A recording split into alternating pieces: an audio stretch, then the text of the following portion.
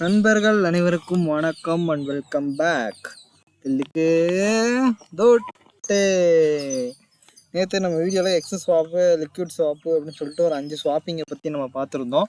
அந்த 5 ஸ்வாப்பிங்கில் பார்த்தீங்கன்னா நமக்கு ஃபீஸ்லாம் போயிருக்கும். அந்த ஃபீஸை வந்து நம்ம ஆர்டரில் ஏர்ட்ராப்பையும் பண்ணிவிட்டு அதுக்குள்ளே இருக்க டெக்ஸை வச்சு நம்ம ட்ரேடிங் பண்ணி அந்த இழந்த ஃபீஸ் எல்லாம் ப்ராஃபிட் வழியாக கொண்டு வரலாம் அப்படிங்கிற மாதிரி நான் சொல்லியிருந்தேன். சரி, அதுக்கான லிங்க்லாம் எங்கே வச்சு, அதாவது ட்ரேடிங் சிக்னல்ஸ்லாம் எங்கெல்லாம் கொடுப்பீங்க அப்படின்னு கேட்டிங்கன்னா, நமக்கு டெலிகிராம் சேனல் இருக்குது. டெலிகிராம் சேனலோட லிங்கு கீழே டிஸ்கிரிப்ஷனில் இருக்குது. ட்ரேடிங் சேனல்னு ஒன்று இருக்கும், அதில் கிளிக் பண்ணி ஜாயின் பண்ணிக்கிட்டிங்கன்னா உங்களுக்கு ட்ரேடிங்ஸ் இது வரும். அதாவது பிடிசி சிக்னல்ஸ் மட்டும் மெயின் ஃப்ரீ குரூப்பில் வரும். அதை நீங்கள் ஃபாலோ பண்ணிக்கிட்டிங்கனாலே வாரத்தில் ஒரு 3 ட்ரேட் எடுத்தோம் அப்படின்னாலே ஒரு நல்ல டீசெண்டான ப்ராஃபிட்டை நம்ம ஆர்டர்லி நெட்வொர்க்கில் எடுக்க முடியும். அதுக்கு ஆர்டர்லியில் பார்த்தீங்கன்னா உங்களுக்கு என்னென்ன டெக்ஸ் இருக்குதுன்னு கேட்டிங்கன்னா, இஎம்டிஎக்ஸ்னு ஒன்று இருக்குது, லாகெக்ஸ் இருக்குது, அசன்டெக்ஸு, பிட்ரோ, ஊஃபி, ஊஇ, ஐபிஎக்ஸு, ஷாப்பு, மறுபடியும் இதே வந்துருச்சு. லாகெக்ஸ்லாம் ஆல்ரெடி பார்த்தீங்கன்னா லாகெக்ஸோட ஏர்ட்ராப் வந்து கொடுத்துட்டாங்க. ஸோ நம்ம லாகெக்ஸில் ட்ரேட் பண்ணுறதை தவிர்த்துட்டு ஊயின்னு ஒன்று இருக்கும். ஸோ ஊயில் நெக்ஸ்ட் ஏர்ட்ராப் வரப்போகுது அப்படிங்கிற மாதிரி ஒரு ஹிண்டு கொடுத்துருக்காங்க. பினான்ஸ் பேக்கப் வேறு. ஸோ ஒரே கல்லில் 2 மாங்காவும் அடிக்கலாம். அதாவது ஆர்டர்லி ஏர்ட்ராப்பையும் நம்ம கிளைம் பண்ணிக்கலாம். ஓகேங்களா? ஆர்டர்லி ஏர்ட்ராப்புக்கான பாயிண்ட்ஸ் வந்து இங்கே ஷோ ஆகும். அதே மாதிரி ஊயிக்குள்ளே போய் ஊயில் ட்ரேட் பண்ணுறதுனால ஊயோட கரன்சியும் நமக்கு கொடுக்க வாய்ப்பு இருக்குது. அதனால் இப்போ நம்ம இதில் கிளிக் பண்ணி ஊயிக்குள்ளே நம்ம போகிறோம். அதே மாதிரி நம்ம இது வந்து ஆர்பிட்டர் நெட்வொர்க்கில் தான் பண்ணுற மாதிரி இருக்கும்னு நினைக்கிறேன். ஃபஸ்ட்டு நம்ம வேலெட்டை கனெக்ட் பண்ணிக்குவோம். மெட்டாமாஸ்க்கை கனெக்ட் பண்ணிக்கலாம். இந்த ஊய் அப்படிங்கிற இந்த டெக்ஸில் பார்த்தீங்க அப்படின்னா நிறையா கரன்சி இருக்குது. பிடிசியை கிளிக் பண்ணி பார்த்தோம் அப்படின்னா கிட்டத்தட்ட எத்தீரியம்மு, நம்ம பினான்ஸில் இருக்க முக்கால்வாசி கரன்சி இதில் மெயின் கரன்சிலாம் ஷோ ஆகும். பட் நம்ம எல்லா கரன்சியும் போட்டு எடுத்தோம்னா இது மாதிரி ரெட்டு கோடு, சிவப்பு கோடு, பச்சை கோடு வரும்போது நமக்கு இன்ஃப்ளாஷேஷனில் நமக்கு வந்து லாஸ் ஆக வாய்ப்பு இருக்குது. அதனால் ஒரு $500 $400 பம்பு டம்பை வச்சு நம்ம ப்ராஃபிட் எடுத்துகிட்டு வெளியில் ஒடியாந்துட்டே இருப்போம். இதில் நம்ம ட்ரேடிங் பண்ணி ப்ராஃபிட் எடுக்கிறது முக்கியம். அதே டைமில் எவ்வளோவுக்கு நம்ம ட்ரேடிங் வால்யூம் ஏற்றுறோமோ அவ்வளோவுக்கு நமக்கு ஆர்டர்லி ஏர்ட்ராப் கிடைக்கும். ஓகேங்களா? அதே மாதிரி ஊஇ ஏர்ட்ராப்பும் கிடைக்கும். அதே மாதிரி நம்ம பிரிட்ஜஸில் வேஸ்ட் பண்ண ஃபீஸையும் கவர் பண்ணலாம். இப்போ நம்ம வந்து இங்கே டெபாசிட்ன்ற ஆப்ஷன், வாலெட்டை கனெக்ட் பண்ணுறதுக்கப்புறம் டெபாசிட்னு வாலெட்டு ஆப்ஷன் இருக்கும். இதுக்கு நம்ம என்ன கரன்சி தேவைப்படுமா? யூஎஸ்டிசி தேவைப்படும். ஆனால் நமக்கு எத்தீரியம் தான் நம்ம ஆல்ரெடி டெபாசிட் பண்ணி வச்சுருந்தோம். அதனால் இப்போ யூஎஸ்டிசியை கொண்டு வர்றோம். அது எப்படி கொண்டு வரலாம்னா, நம்ம எக்ஸு ஸ்வாப்பு, ஏகப்பட்ட ஸ்வாப்பு நேற்றே பிரிட்ஜஸ் பார்த்தோம். அந்த பிரிட்ஜஸ்லேயே போயிட்டு நம்ம வந்து ஸ்வாப் பண்ணி நம்ம யூஎஸ்டிசியை கொண்டு வரலாம். நான் இப்போ இதுக்காக நம்ம ஸ்வாப் பண்ணுறதுக்காக எந்த ஸ்வாப் எடுத்திருக்கேன்னா நமக்கு எக்ஸு ஸ்வாப்பே எடுத்திருக்கேன். ஏன்னா எக்ஸு ஸ்வாப்பில் தான் பாயிண்ட் கொடுக்குறானுங்க. ஸோ எக்ஸு ஸ்வாப்பில் வந்தாச்சு. மேலே பார்த்தீங்கன்னா ஆர்பிட்டர் நெட்வொர்க்லேயே வச்சுக்கோங்க, கீழேயும் ஆர்பிட்டர் நெட்வொர்க்கே வச்சுக்கோங்க. மேலே எத்தீரியம், கீழே யூஎஸ்டிசி. ஏன்னா யூஎஸ்டிசி தான் நமக்கு தேவைப்படுது. ஸோ மேக்ஸிமம் என்ட்ரு பண்ணாமல் 0.3713க்கா அப்போ நான் எவ்வளோ போடணும்னா 0.036 மட்டும் போட்டுக்குவோம். ஏன்னா ஃபீஸுக்கு கொஞ்சம் எத்தீரியம் எப்போதுமே வேலெட்டில் இருக்கணும். அதுக்கப்புறம் ஸ்வாப்பிங்கை கொடுத்துட்டு நான் ஸ்வாப்பை முடிச்சுட்டு வர்றேன். ஸ்வாப்பிங் கம்ப்ளீட் ஆயிடுச்சு. அப்படியே நம்ம பாயிண்ட்ஸையும் ஒரு டைம் பார்த்துட்டு போயிருக்கலாம். கிட்டத்தட்ட 2300 பாயிண்ட்டுக்கு 1500 ரேங்க் வந்துட்டேன். இன்னும் ஒரு 5 ஸ்வாப் போட்டோன்னா டாப் 1000க்குள்ளே ஓடிடுவேன் அப்படின்னு நினைக்கிறேன். பார்த்தீங்கன்னா ரெஃபரே இல்லாமல் நானே ஓனாக பண்ணி இவ்வளோ ரேங்க் வந்திருக்கேன். ஸோ இதில் வந்து ஒரு வேளை ஏர்ட்ராப் கொடுத்தானுங்கன்னா ஹை ப்ரியாரிட்டி இருக்குது. இது இன்னமும் ஃபேமஸ் ஆகலை போல இருக்குது. அதனால தான் இவ்வளோ கம்மியாக இருக்குது. ஒரு வேளை ஃபேமஸ் ஆச்சு அப்படின்னா எல்லாருமே உள்ள வந்துடுவானுங்க. ஸோ இப்போலேருந்து நீங்கள் பிரிட்ஜிங்கை போட்டு பாயிண்ட்ஸ் எடுக்க ஆரம்பிச்சுக்கோங்க அப்படின்னு சொல்லிட்டு இதை நம்ம க்ளோஸ் பண்ணிக்கலாம். நம்ம யூஎஸ்டிசி நமக்கு கிடச்சிருச்சு.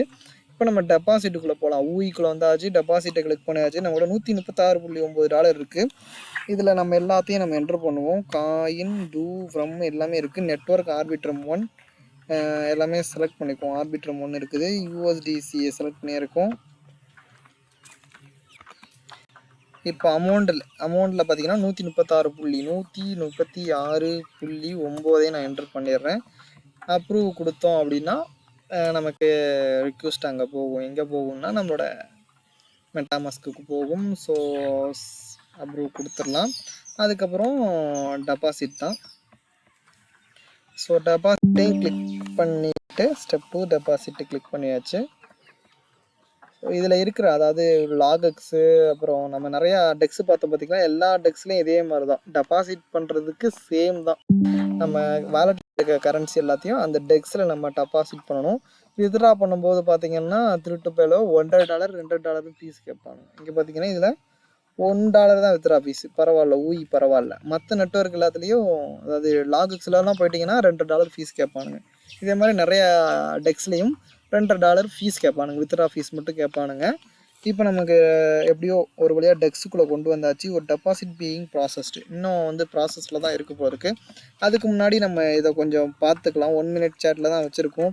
இப்போ ரொம்ப கம்மியாக இருக்குது. இப்போ ஒரு லாங் எடுத்து நான் ட்ரேடை வந்து ஓப்பன் பண்ணி காட்டுறேன். அதுக்கப்புறமா நான் க்ளோஸ் பண்ணிக்கிறேன். இது வந்து டெஸ்டிங்காக தான் பண்ணுறேன். ஓனாக நம்ம வந்து பண்ணுறது எப்போவுமே கொஞ்சம் ரிஸ்க்கு தான். நம்ம பாட்டுக்கு இப்போ லாங் எடுப்போம், அப்புறம் அது கீழே போயிடுச்சுன்னா மொத்த காசும் போயிடும். ஸோ கேர்ஃபுல்லாக பண்ணுங்கள். ப்ராஃபிட் வருதுங்கிறதுக்காண்டி ஹைலி ஆவரேஜ் வச்சு பண்ணாதீங்க. இதுலேயே ஹைலி ஆவரேஜ் 10x தான் இருக்குது. ஆனால் மேக்ஸிமம் நம்ம எவ்வளோ ஹைலி ஆவரேஜ் வைக்கலாம்னா 50x வரையும் வைக்கலாம். ஆனால் 50x எல்லாம் வேணாம், 10x வச்சே பண்ணுங்கள், அதுவே போதும். இங்கே இந்த காயின் வந்துருச்சா இல்லையான்னு இன்னமும் தெரியல. இருந்தாலும் நம்ம வந்து லிமிட் ஆர்டர்லேயே போவோம், ஓகேங்களா. மார்க்கெட் ஆர்டர் எப்போவுமே போடாதீங்க. இது மாதிரி டெக்ஸில் எல்லாம் அதாவது குரோம் இதில் இருக்க டெக்ஸில் எல்லாத்தையும் போடாதீங்க. ஏன்னா இன்னும் ப்ரைஸ் வந்து அது மாதிரி டிஃப்ரென்ஸ் ரொம்ப அதிகமாக இருக்கும். இதில் கூட கம்மியாக தான் இருக்குது. மற்ற கரன்சிக்கெலாம் ரொம்ப அதிகமாகவே இருக்கும். பார்த்தீங்கன்னா 13 ட்ரேட் ஆகுது, இங்கே 6 கொஞ்சம் ரொம்ப டிஃப்ரென்ஸ் இருக்கும். ஸோ அதெல்லாம் அப்படி பண்ணாதீங்க. ஸோ லிமிட் ஆர்டர் எப்போவுமே போட்டுக்கோங்க. லிமிட் ஆர்டர் போட்டாச்சு. இப்போ எந்த லிமிட்டில் நம்ம வாங்கலான்னு கேட்டிங்கன்னா ஒரு 13லேயே போட்டுக்கலாம். 13ல் பையை போட்டுட்டு 136.9 இருக்குது, அவைலபிள் இருக்குது. நம்ம எவ்வளோ என்ட்ரு பண்ணலாம் சைஸில் போட்டுக்கலாம்.